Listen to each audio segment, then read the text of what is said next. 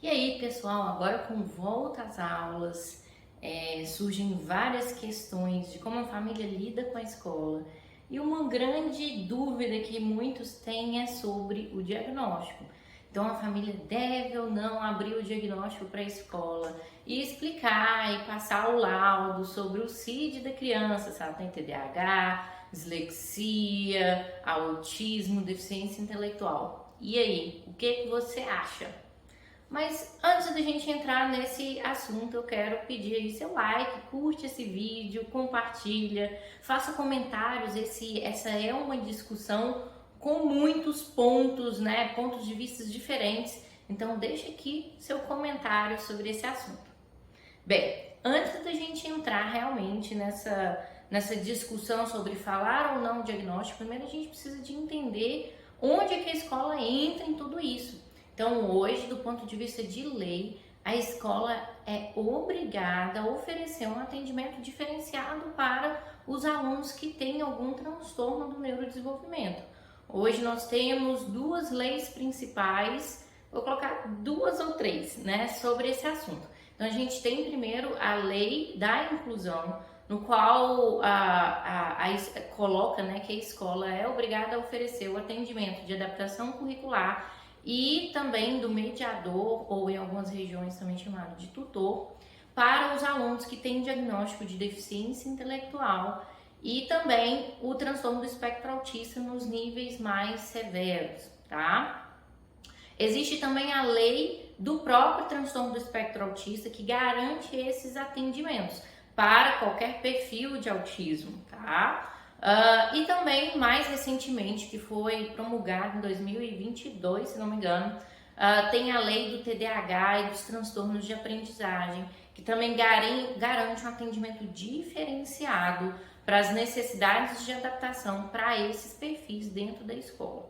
Então, basicamente, a gente tem aí três grandes leis garantindo atendimento para todos os transtornos do neurodesenvolvimento.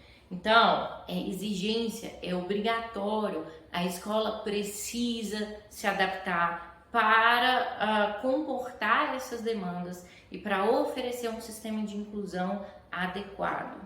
Existem diferentes tipos de inclusão, você tem desde a inclusão mais robusta, mais completa, que é a ideia da adaptação curricular e do mediador, mas também existem alguns casos que você não precisa fazer tudo isso. Não é porque a pessoa tem um diagnóstico que ela necessariamente tem que ter todo esse suporte. Não.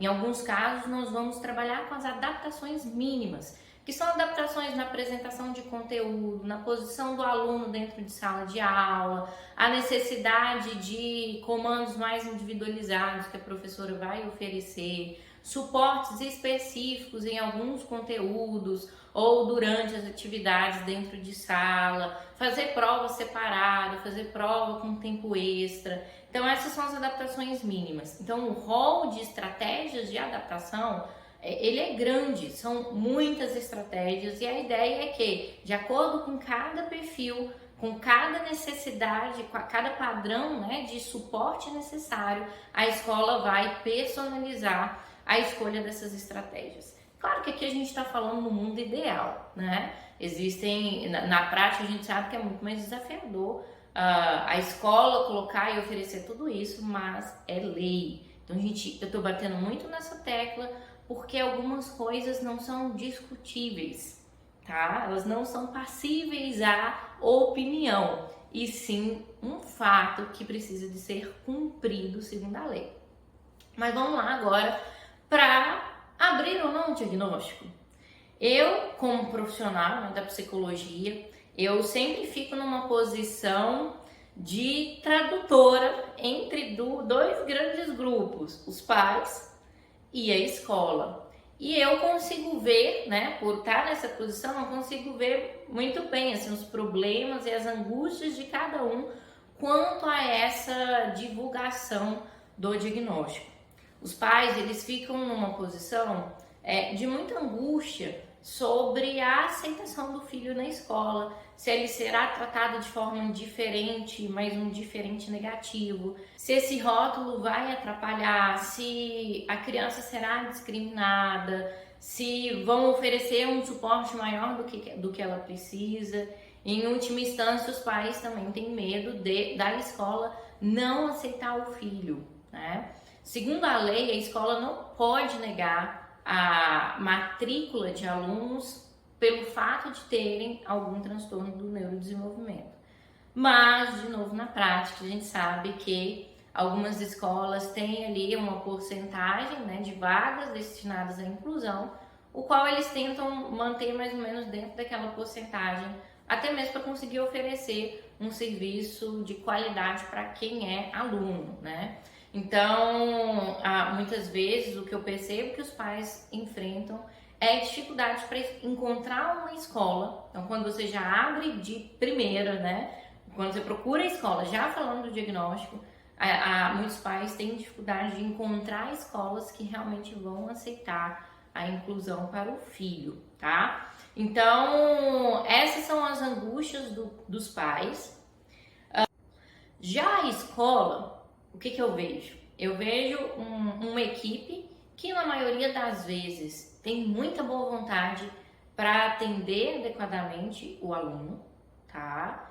Que quer fazer diferença para o aluno, às vezes não sabe como, ou seja, não tem ferramentas, alguns não têm uma boa capacitação para fazer uma inclusão, mas a boa vontade, a intenção, ela existe.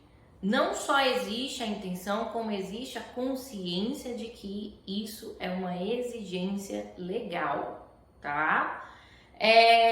Só que ao mesmo tempo, a escola ela fica numa posição de dependência das informações dos pais. Se os pais não falam sobre o diagnóstico, o menino foi fechado, ele tem um determinado transtorno. Se a escola não, se os pais não falam desse diagnóstico para a escola, primeiro, esse diagnóstico, as características ligadas a esse diagnóstico vão continuar aparecendo. Não é porque você não diz que fulano tem autismo, TDAH, deficiência intelectual, que na escola isso não vai manifestar. Então, aparece lá os problemas de comportamento, os problemas de aprendizagem, e o grande ponto é que a escola não sabe o que fazer com isso, se não abre o diagnóstico, tá?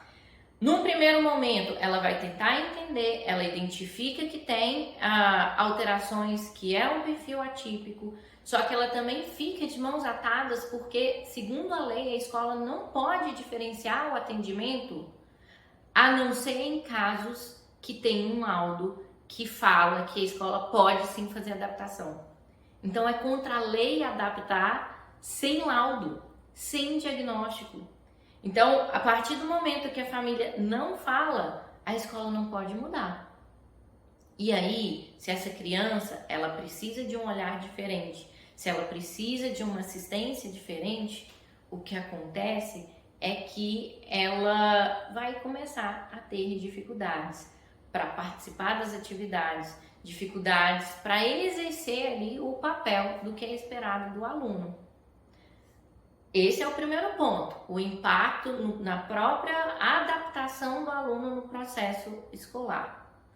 O segundo problema de não abrir o diagnóstico, especialmente aqueles perfis no qual se tem problemas de comportamento, dificuldades comportamentais, para ficar sentado, crises explosivas, dificuldades ligadas à frustração, questões sociais, de comunicação. Se você não abre esse diagnóstico, o que acaba acontecendo é que a diferença ela fica muito evidente. Essa diferença ganhará rótulos, só que não serão rótulos científicos. E isso impacta a adaptação social da criança. Como assim? Se o professor sabe, não, ele tem TDAH, ele tem autismo, algumas coisas são difíceis para ele. O professor ele tem uma postura de acolhimento e uma postura de inclusão. Se esse aluno chega na sala e a professora não sabe disso, e às vezes tem o aluno tem um enfrentamento, não respeita a regra, a professora pede para ficar sentado ali, não fica, ele sai da sala, às vezes ele pode ser, né, sem querer, ser grosseiro com a professora. A professora é humana, né? Ela vai ter ali também, ela vai criar os próprios rótulos.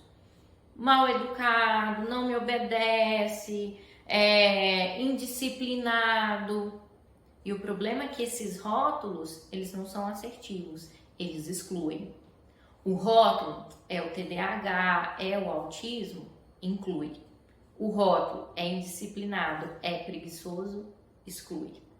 Então, nós temos alguns problemas ligados à postura, ligado ao acesso ao tipo de atendimento que o aluno precisa, e que é por isso que é tão importante abrir o diagnóstico.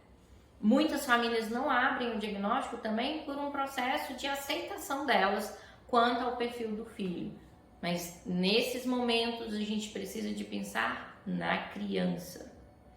Então, de forma geral, o que eu vejo, aquelas escolas que têm uma postura ética, as escolas que querem cumprir a lei, abrir o diagnóstico, conversar sobre, é a melhor coisa para o aluno, para a adaptação nesse ambiente.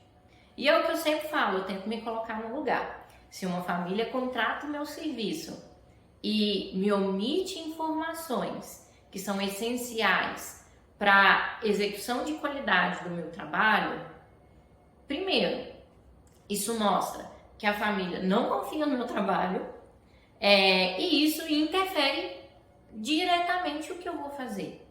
Eu não vou conseguir dar assistência, eu não vou conseguir ser assertiva na escolha das minhas estratégias com o meu paciente. Então, na real, não faz sentido omitir informações que são essenciais.